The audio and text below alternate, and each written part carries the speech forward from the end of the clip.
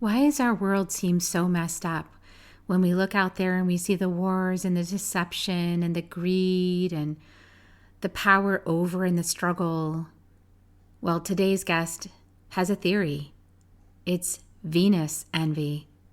Our guest is Gary Stuart. He's a 5-time best-selling author. He's 25 years facilitator of Constellation Healing. And his new book is Venus Envy, Busting the Male Misogyny Myth. Join us to find out more.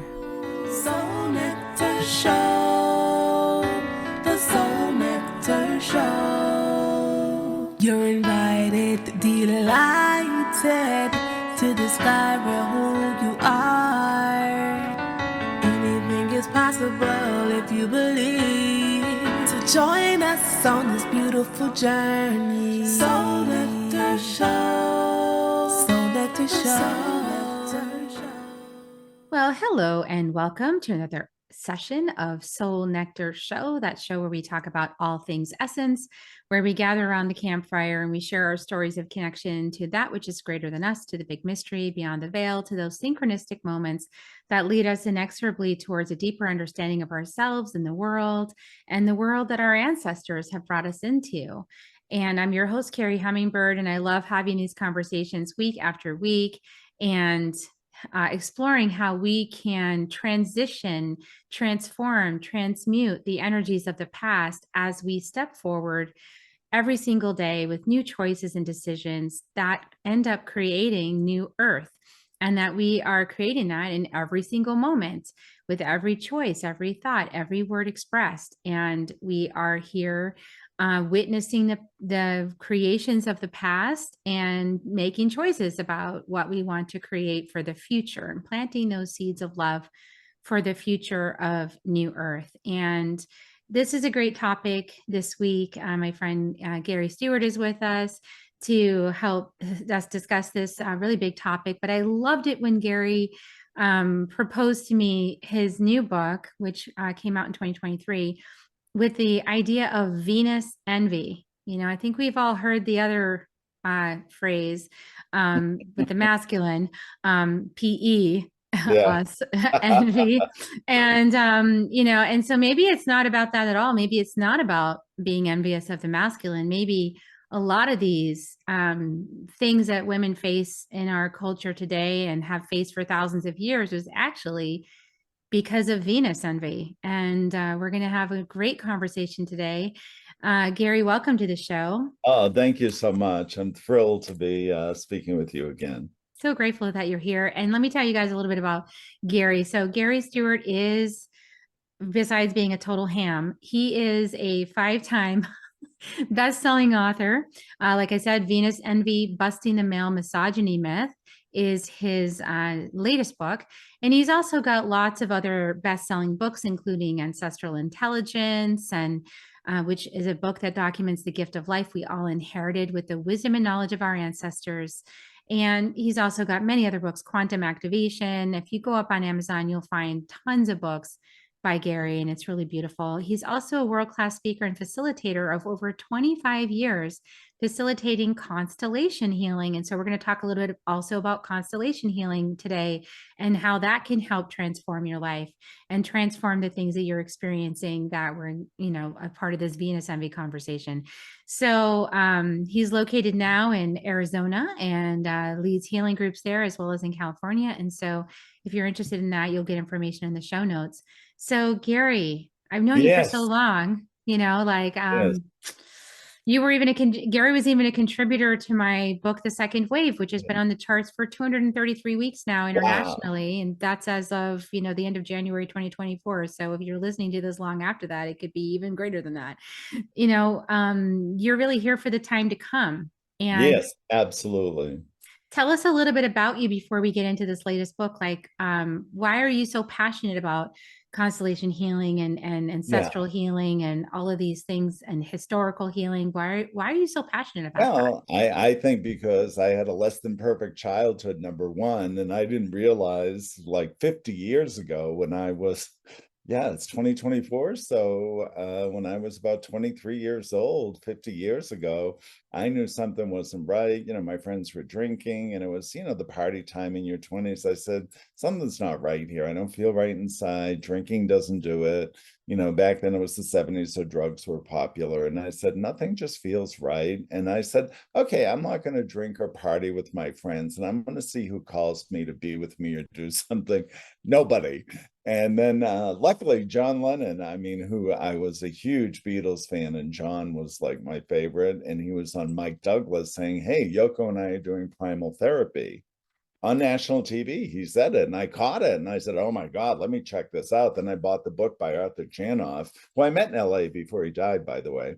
And I thanked him for having a good life because of his healing work, And I did it for 8 years, fully committed. I got my childhood rage out, and it was just step by step in my healing process. And now I'm 72, so it's been quite a long haul of healing. And I didn't think that was my fate this lifetime, but that's certainly what I've spent my energy on. And of course, it's not about me, it's about passing on the wisdom and knowledge to other people who are hurting or need help, or a different perspective on what they went through. Yeah, that's really powerful. And, when we enter this realm of alternative healing, which one day will be primary healing, Yes, absolutely. but we're in a strange construct right now that Yeah. tries to identify authorities in this that you're supposed to surrender all of your will to. But like when we finally realize that the power is in our own hands, literally in our own bodies, in our own DNA to heal ourselves, that's a really transformative moment. Absolutely. It takes a lot of courage to step into that new truth. Mm-hmm. And the longer I do this, I find, in a way, and it's going to sound kind of bizarre, but I love to push the envelope, is the most addictive substance mankind is actually trauma, not letting go of trauma. And what we do, what I try to do is find the gift. The older I get now, doing this for 26 years this year, is what is the gifts that we were given from the trauma? Was I given from my trauma tenacity, courage, fearlessness, a fire that nothing could squash it out, even my own family system? And so there's secondary traits that you get from having the strength to experience the trauma. And, like Oprah had tremendous trauma, even though she's in the billionaires club, but right now, but before all that, it's like, would Oprah be Oprah if she didn't have those challenging events as a child to spiritually evolve beyond the pain and suffering? So I try to guide people like, let's leave the past in the past. Let's complete it now so you can take all that energy or all that angst and build a future you want to live in and pass that on. If you're a parent, you can pass that on to your children. And that's why I wrote the book, Raising Your Harmonious Child. Everything you do today will have 100-year repercussion in the future.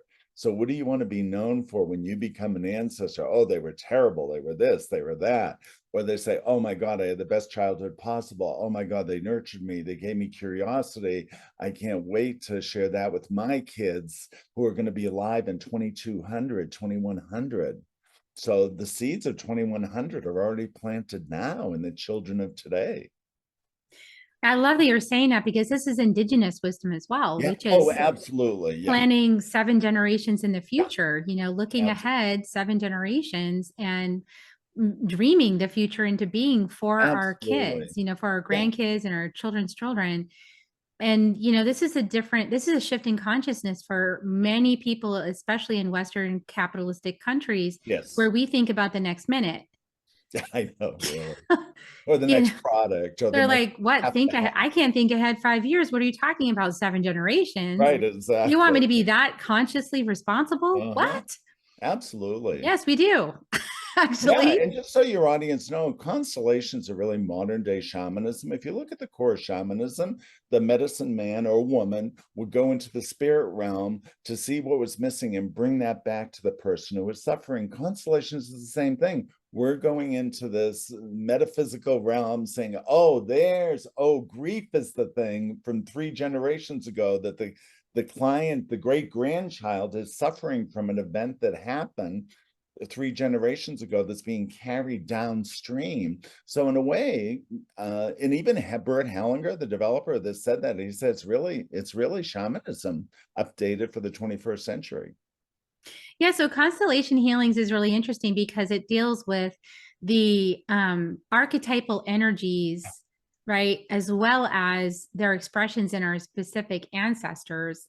And it also holds the truth that everything from our ancestry is part of our own body through the ancestral DNA. So, you know, if you're living today and you're finding yourself in a relationship where you have a hard time opening your heart or being intimate or vulnerable, you might find out that that's not you. That's actually experiences of trauma from 4 or 5 generations ago, or from, if you're a woman, it could be all the women that ever lived before you for the last thousands of years have like built-in fear about opening yourself in this way to another person, and have biases and judgments and traumas that haven't been healed, right? Mm-hmm. And one insight I get that's a monkey wrench in people's belief system is, what if you could see your family system did everything right? Because if they didn't, they wouldn't have survived. We wouldn't be here today. So we tend to celebrate or focus on what's wrong with the family. And I'm not saying any of these families are perfect. I've had people, you know, incested, cigarette burned, strangled, you name it. I've had tortured childhoods, and my own wasn't that great either.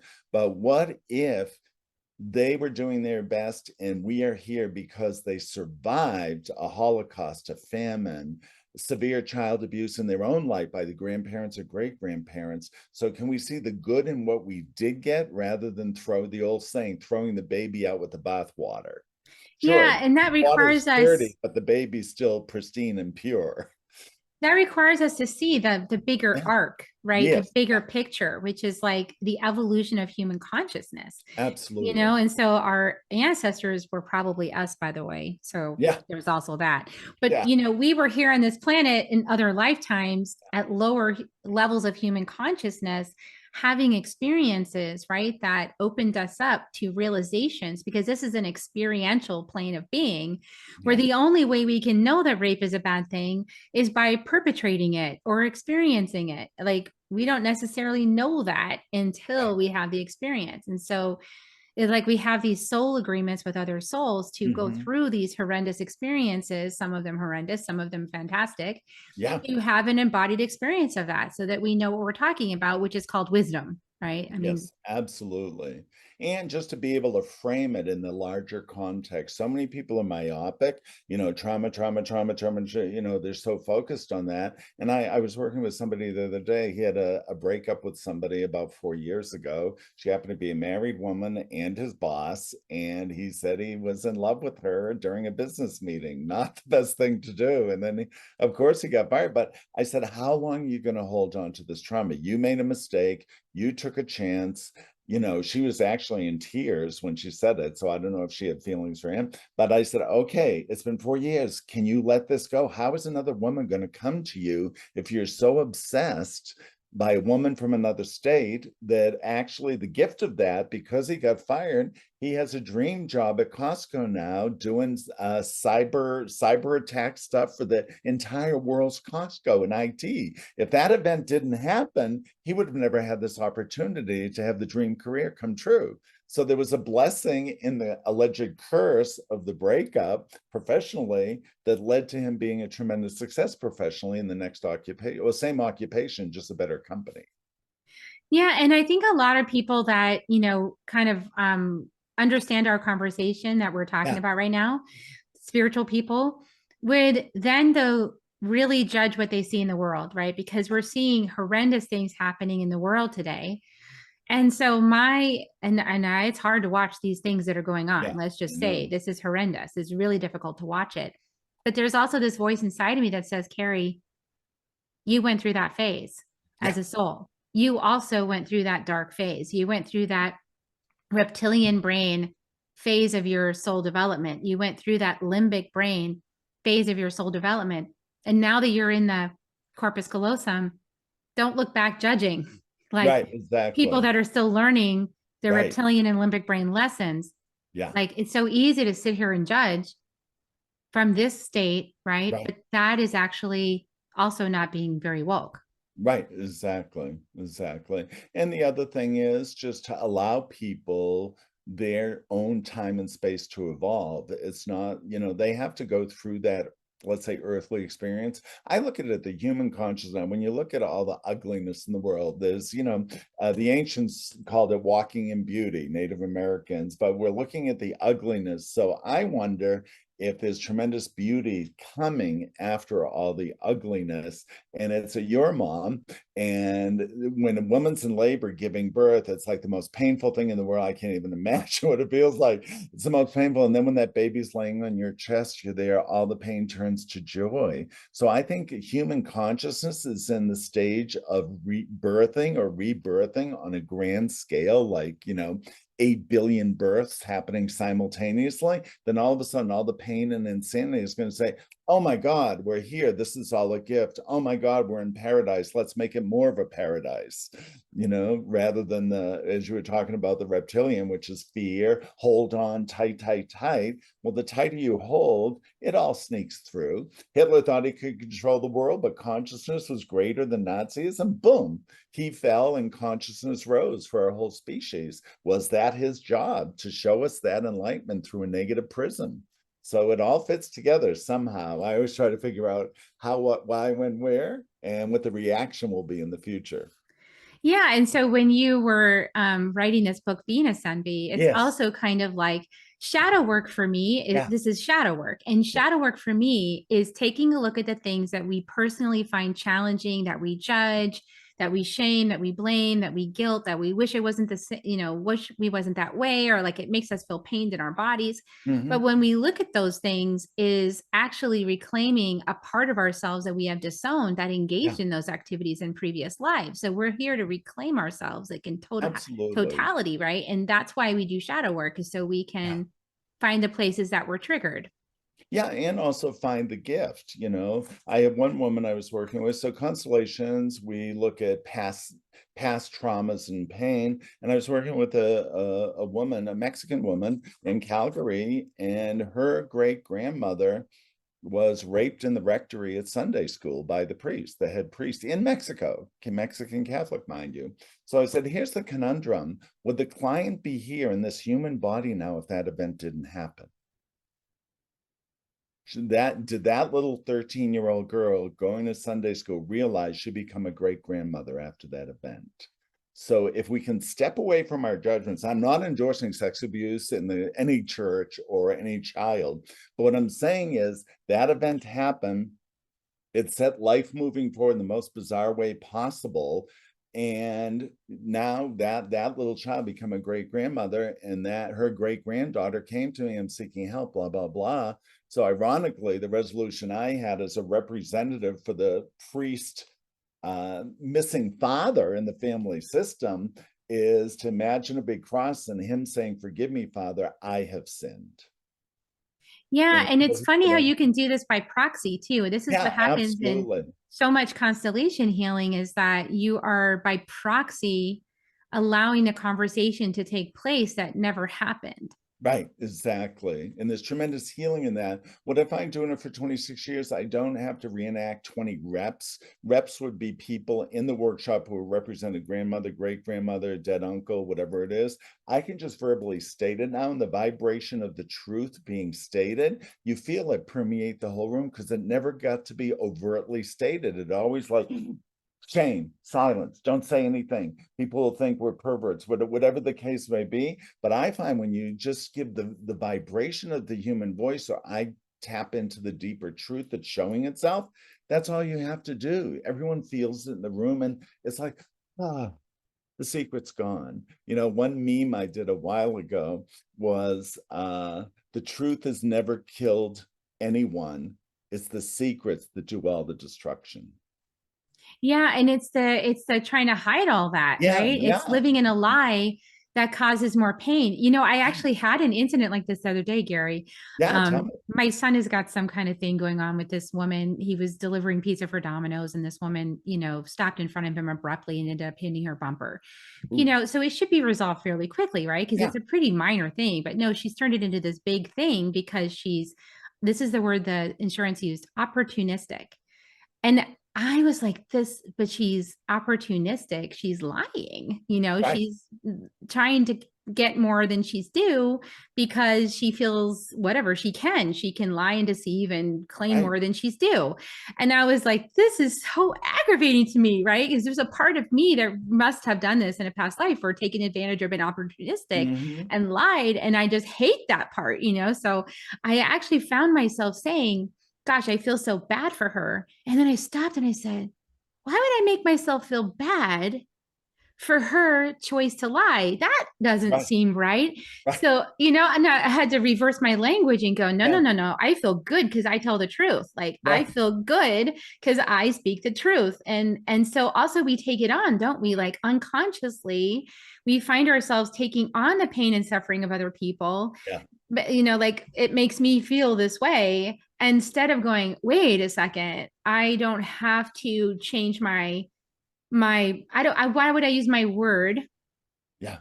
to cause my own self-suffering because of Right. someone else's lesson in their soul curriculum, right? Right. So it's all these Exactly. boundaries get, erected. It's like, oh, no, no, no, no. I see that Mhm. now. I'm not going to Mhm. use the word against myself. Yeah. Yeah. But And one we've been doing this in our family systems for No, and if you generations. look at what's going on globally, almost every politician, every organization is lying for profit. When you really look at it, why do people have to lie for money? And that's what I see about all the corruption in the world right now with almost every government.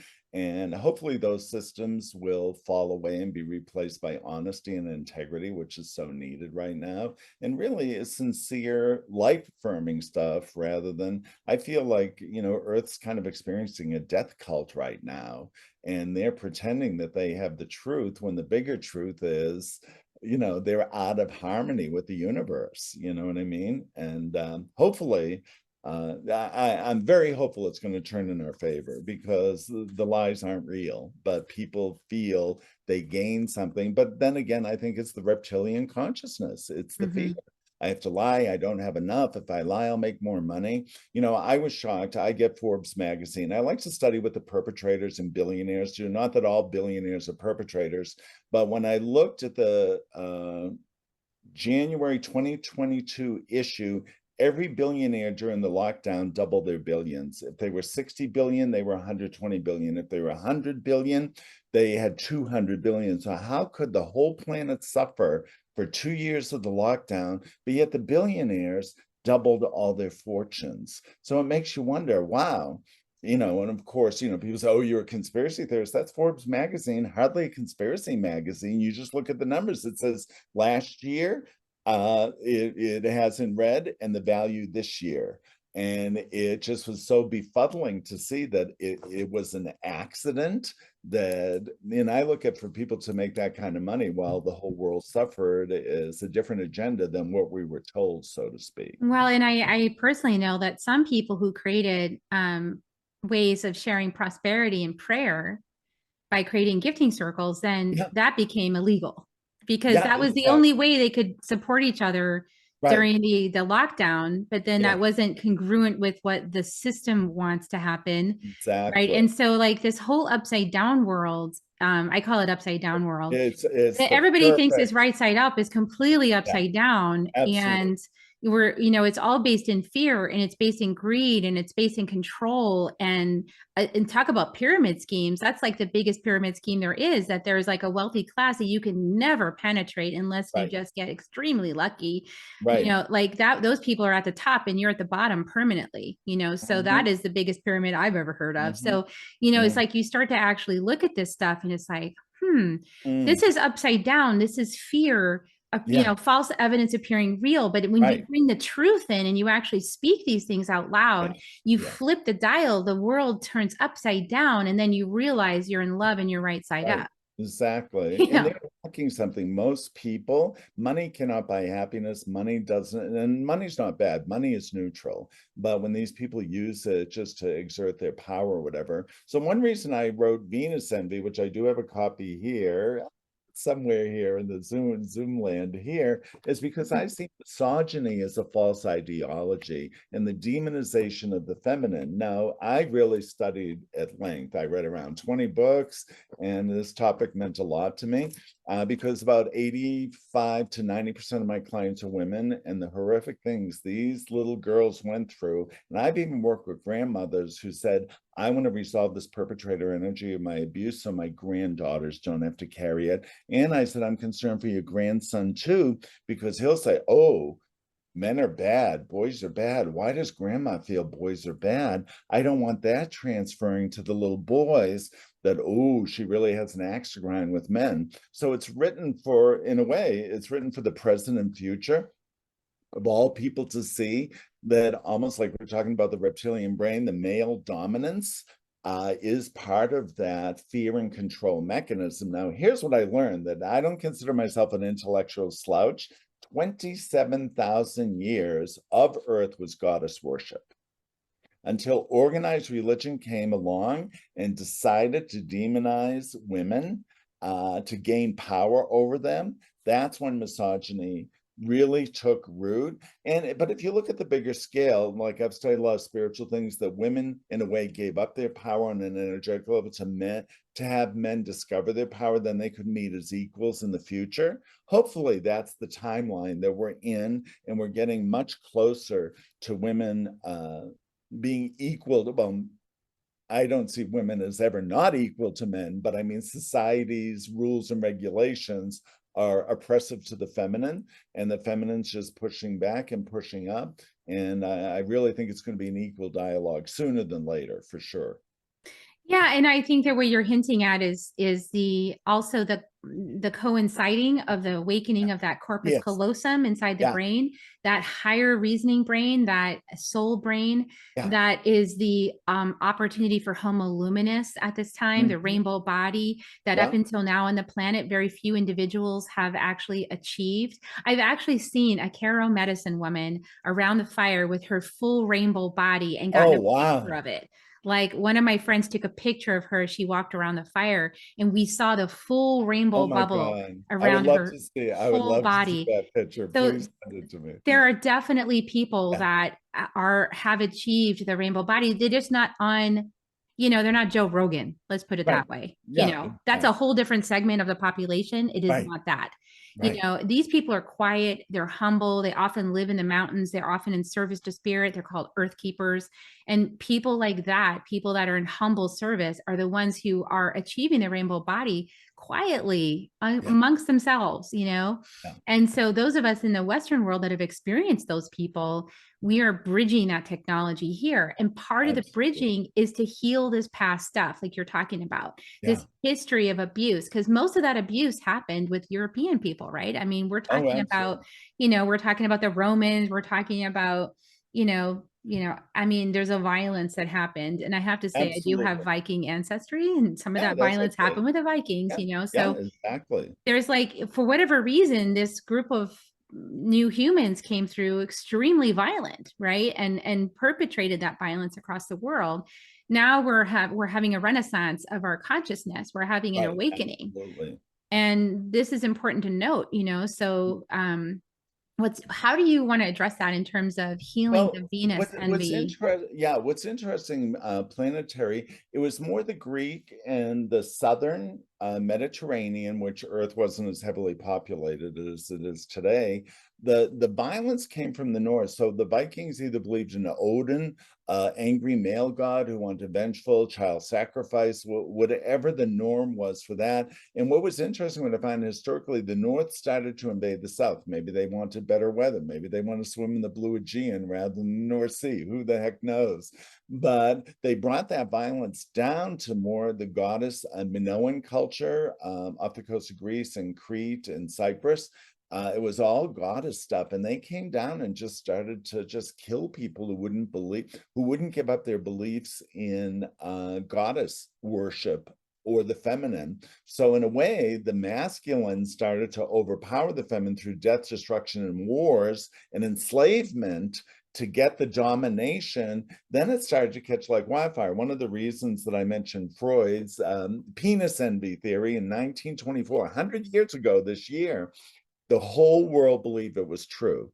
And it was out of his personal insecurity. So on the back cover, I put Sigmund Freud was wrong. That was his theory with his human foibles. But the whole world was wanting, oh, masculine or superior. And does that show that males are inherently insecure? And so one of the final insights I got in the book that I definitely want to share today is men seek power, women have power. There's no greater power than birthing the future. And this is why I personally can't understand how misogyny even exists, because if males are diminishing the females, they're diminishing the future of their genetic legacy, because that woman is birthing the future of that male progenitor, and she should be held up on a, well, it used to be divine feminine before everything got shredded to ribbons by male dominance, especially with religion. And I hate, dissing religion. There's spirituality and there's religion, and organized religion has a definite intent of overpowering people with biblical stories and stuff that support their point of view against the feminine. So I read a lot of that stuff too, and it's quite interesting. And one of the biggest things I read, which is very interesting, that some Jewish women reread the Talmud, which would be the Jewish version of the Bible, and they felt from what they could see that Moses had edited it, the Ten Commandments, to be more male oriented, which wasn't what the burning bush told him. And they actually went into the ancient text to see how the language was changed from the original to show there was a misogynist slant. And after Moses left Egypt, which is very shocking, and I'm not saying this anti-Semitic, I found out I was 30% Jewish, but he felt if you didn't adhere to the male god that he perceived from the burning bush, he went into Canaan and killed every man, woman, and child that would not convert to the masculine god. Now, here's somebody allegedly, God talked to the burning bush, and then he goes and kills. And then if he didn't kill them, he enslaved the women to be sex slaves. So it just shows you how far back this goes. And this is allegedly from the most enlightened being of that age who had direct contact with God, Yeah, that's what makes you question enlightenment at that point. Enlightenment is killing a bunch of people, enslaving them. And then enlightenment being shaming women for their bodies, shaming them for having different body parts, or saying that you're inferior and you can't do this because you have this body part versus this body part. And I think many of us are fed up with this thinking. And, and it's interesting that at the time of this Great Awakening, what's happening is a flourishing of a blurring between the sexes, and people saying, no, I am they, like, don't give me a gender. I don't want a gender. Or, I want both body parts. I want all body part, I want both masculine and feminine. And there's a lot of a wave of people that are like rejecting this historical distinction. And that also is a way of healing. It confronts us, right? So it confronts us. So it catalyzes a discussion within ourselves, a contemplation on what does it mean that you have a vagina? What does it mean that you have a penis? And does it mean what you think it means? Right. And then we go back to Native American traditions, because I've studied Native American. I don't know if you've ever heard of, I think it's Walter Williams. He wrote one of the first books, PhD, on Two-Spirit people. And I met him in LA. He did a lecture at a small group we had. Absolutely wonderful. So most of the shamans, whether it's male or female, in any tribe, if it was male, he generally dressed as a squaw, female, but they felt he was stronger than the chief because a heterosexual, from an Indian point of view, way back then, they said, has limited masculine connection, but the witch doctor or shaman has masculine and feminine because he dresses as a woman and he's connected to the feminine masculine, which makes him more powerful than a heterosexual chief. So they were really elevated in the tribal communities of being two-spirit people, that they felt God was more two-spirit than just either male or female, and they were elevated to a higher place than the chief. Even though the chief was still the chief, they were revered as kind of the spiritual leaders of the tribe. Now, think of how white people look at that today. It's like, oh my God, there was a drag queen in Native America, you know, and all the beliefs that are shown today. And I love that some of the new generation is coming back saying the word two-spirit. So it's coming into vogue again, which is rightfully so, because it was squashed and receded into history. Now that wave is coming back. Yeah, and the gene keys themselves talk about this dismantling of the up until now our relationship with our sexuality, because up until now our relationship with our sexuality has been based in fear. You know, and I had to admit that for myself, you know. So like there is like an attraction that you feel for another person on part of the journey that's probably based in some fear, which gives it some level of excitement that then you want to engage with that person, and then you end up realizing that was a karmic relationship. Yeah. You know, and then later on when you have a sacred partner, it's a completely different dynamic. It's a different kind of vulnerability and transparency. It's a whole different energetic trust, respect. Yeah. You know, and so many of us that are waking up to this are saying no more to the fear-based paradigm and saying yes to let's explore what it looks like to have sacred partnership and to have the divine feminine energy expressing in a masculine body just as much as the divine masculine energy expressing in a feminine body, regardless of what parts you have. Absolutely, absolutely. And that's my big grudge with Freud, and that it took off like wildfire. So his technically it was termed penis envy, but what it was, women can never be whole because they're missing external genitalia. They'll always be almost like half human. And which is, when you look at it, it's insane. But the fact that everyone believed that, because I feel the males believed it way back then because they wanted dominance, they wanted superiority, and psychology founded that in writing 100 years ago. It was 1924, and it took off like wildfire. So it's absolutely fascinating how the males had a hunger for superiority. And when they got a Sigmund Freud to endorse that with his harebrained theory that's not based in reality at all, it's his conjecture of what he wanted reality to be, everyone bought into it. You know, and I tell people, like, if you look at Columbus, the world is flat, the world is flat. What do you mean? You came back with spices? What? You met people of color? What? What? Oh, how stupid were we? The world's round after all. So when that shift of consciousness happens, it's instantaneous. Everyone has the false belief. This is true. This is true. This is true. One person is all it takes. A Gandhi, a Columbus, boom. Oh, what were we thinking? Okay, this is the new reality. So, and I think that's what we're going through right now. The shift is going to happen so fast. People's heads are going to be spinning. Yet their gut, on a gut level, people know there's something wrong right now, that all the greed and avarice and lying and murder and killing is not right. And all of a sudden, it's going to shift like in lightning fast. Well, and the proof for me of this is when we look at the gene keys, and this is ancient I Ching medicine that it incorporates, you know, the shadow frequencies include control, right, doubt, confusion, dishonesty.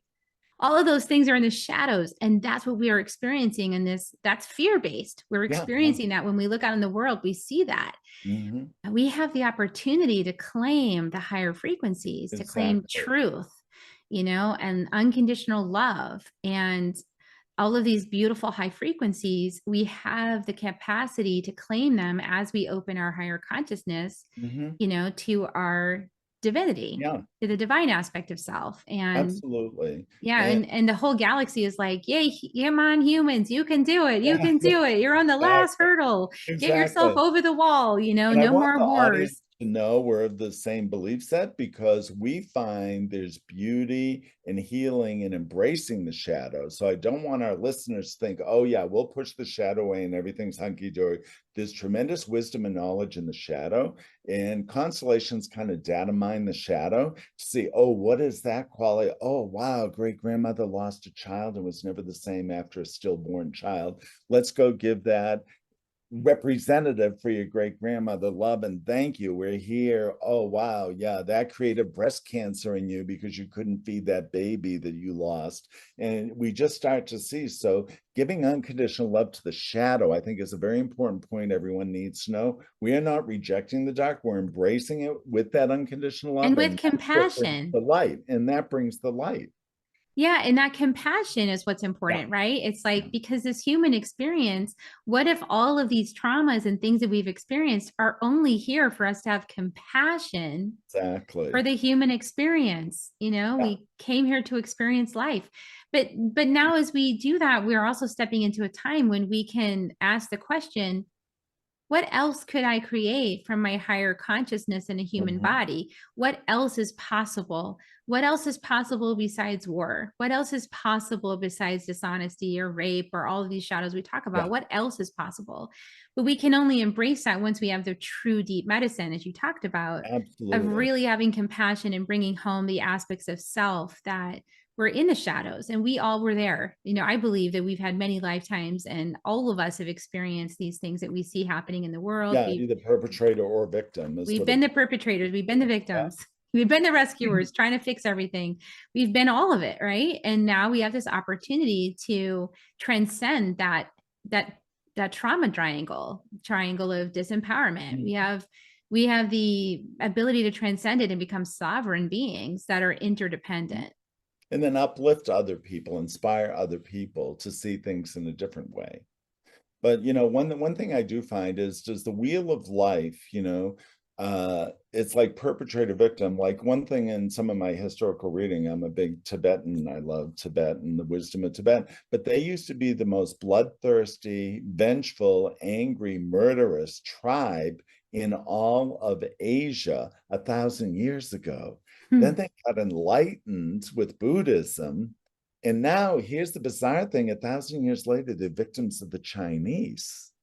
So it's like, here they were perpetrator, then they got enlightened, now they're victims of the Chinese. So the Dalai Lama said openly, he said, the first thing I do every morning is I pray for the Chinese. And so what I like, and when I talk about that in my workshops, if you look at somebody, say Tibetan spiritually evolved, most are, and the Chinese will say, I've lost my soul. You have something that I don't have. I'm empty inside. I'll kill you if you don't give me that power.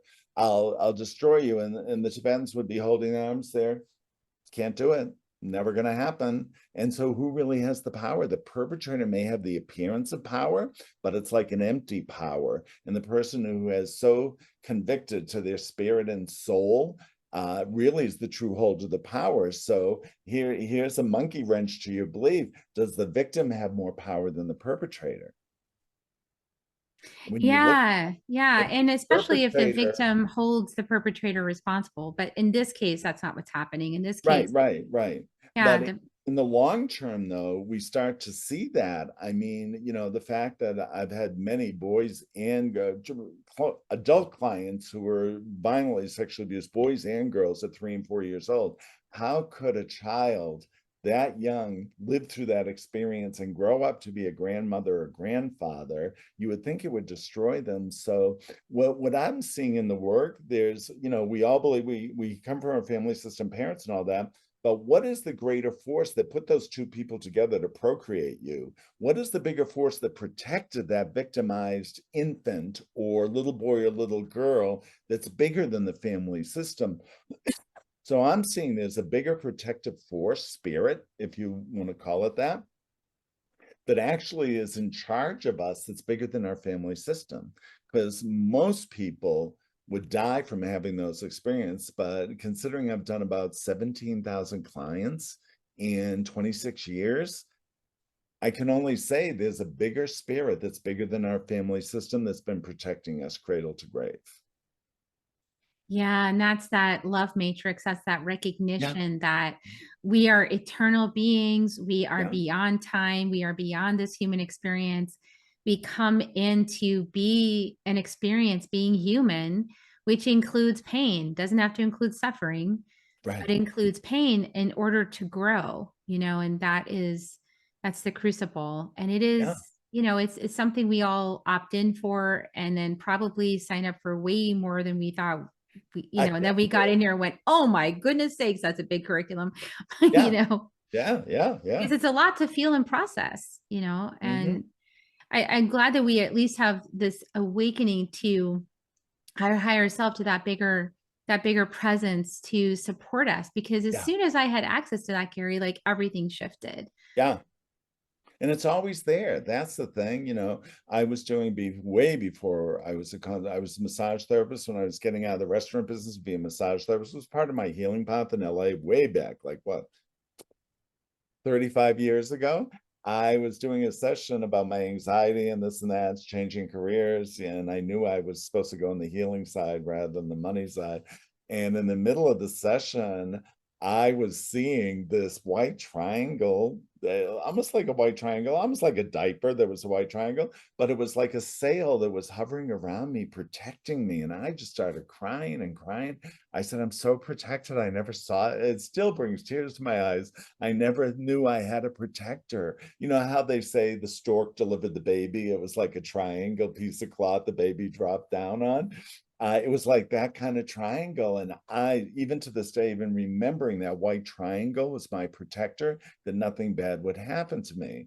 And it just was so interesting to feel that there was a bigger force that was my protector than my parents, that even protected me from them. And I think everyone has that. And when I do my groups now, I say, okay, don't be obsessed with your family system so much. We'll work with that, those negative dynamics, but let's look at the bigger picture. How could any human being survive that? That's what you got to be aligned with, the power of that your soul couldn't be crushed even by your own family system. That's power. Yeah, it is. And it comes from within. Yes, Comes from within. absolutely. Yeah. Yeah, powerful. So much beauty in this conversation. I know we're Oh, getting close to the end. I can't believe it's yeah, already time. absolutely. It's wonderful. But what do you recommend? I know that you have lots of free gifts and things like Yeah, that. yeah. What do you want to gift our audience as a way to get started with you? I know that you also are doing some constellation healing events, and that's Yeah, probably all yeah. on In your LA, website. probably more. Arizona doesn't quite get it, even though there's Californians here. But I went back to LA. Somebody invited me to a drug treatment center. We want to get into that community, which has been a goal. So they have a huge center in LA. So I'm going back there once a month because they appreciate what I do. Whereas Arizona, it's like, oh, I got a birthday party, a broken fingernail. They're still not at that place where they're committed to Mm-hmm. the best life they could have. They're lost. They're lost. I'm doing private events here. But one thing on my website, GaryStuartHealing.com, is a bow card. You can bow and release anything negative. It works every time. So if you're having a negative experience with a woman, then you would look for a tree outside or whatever. My mother's driving me crazy. My boss, my sister's driving me crazy. You would say, I leave the insanity I'm experiencing with you. It's not mine to carry. Thank you for teaching me this boundary. Honor what they did give you, because there's always a hidden positive in the negative. Then you turn around behind and you just walk forward away from the negative experience. And if it's a male, I recommend a building something man-made that's erected, pun intended, for males. Natural beauty, trees, which is nature, which is feminine in nature. And if it's a couple, like say both your parents, a tree next to a building. And you just say, you're my parents. I take the gift of life you gave me, all the torturous stuff I had to go through to be part of your family. I leave that with you. You're the parents, I'm the child, and I'm walking away from my suffering that was forced on me. And I leave any negative emotions, guilt, shame, blame with you, so I can be free of it and move forward into my future. It works. It's called the bow card, bow and release. Hellinger developed it, and it's wonderful. So I made a nice card that can be downloaded, and it works every time, even if it's something minor. My boss at work is driving me crazy today. Say, I leave your workplace insanity with you. I'm just your employee. You deal with it. I'm not going to let you project it on me. then you turn away. And some people said, I went to work the next day and my boss was totally different. It's a healthy boundary. And when you put your intention on that for your highest good, not wishing them any ill will, just you're separating yourself from their drama. A lot of people act stuff out everywhere at your job, can be in the supermarket, it can be anywhere. People are projecting and acting out their dramas. So you just remove yourself from it with honor and respect. And the bow to them isn't subservience. It's they're your teacher. There's a greater lesson. You wouldn't have got to this boundary without their negative impact. So honor the negative impact, leave it in your past, and turn forward to your future without it, which is empowering you as an individual not to suffer or be victimized by an external force. Yeah, that's beautiful. I like it. Cleaning up boundaries are Yes. awesome. And those projections, which people have so many of them. Oh my God, these days especially. I can't wait till more people learn about this stuff and stop doing that. That'll be I really know. a whole new world that we get to experience. Awesome. So thanks so much, Gary. If you guys want to check out his books, put all the links down in the show notes. And I'm just so grateful to have a great conversation with you today. So appreciate you, my friend. Okay, we're going to give kisses. You want to help me give kisses, everybody? Okay, how do you do it, Joni? We're going to just give kisses. We love you, everybody.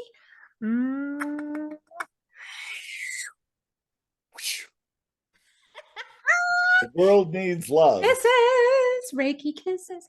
We love you all so much. And we'll see you next time on Soul Nectar Show. Bye for now, everyone. Thank you, Carrie.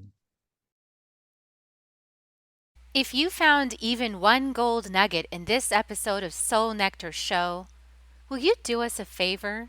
Will you subscribe, like, and share this episode? Maybe even write a comment and let us know what you thought about it. We really, really want to engage with you at a much deeper level. Let's be part of community together. Have a great week, everyone. Bye for now. To dive in deeper to nourishing conversation, visit soulnectar.show. Soul Nectar Show. Awaken away to show. Take a sip from the drip of nectar from the source of who you are.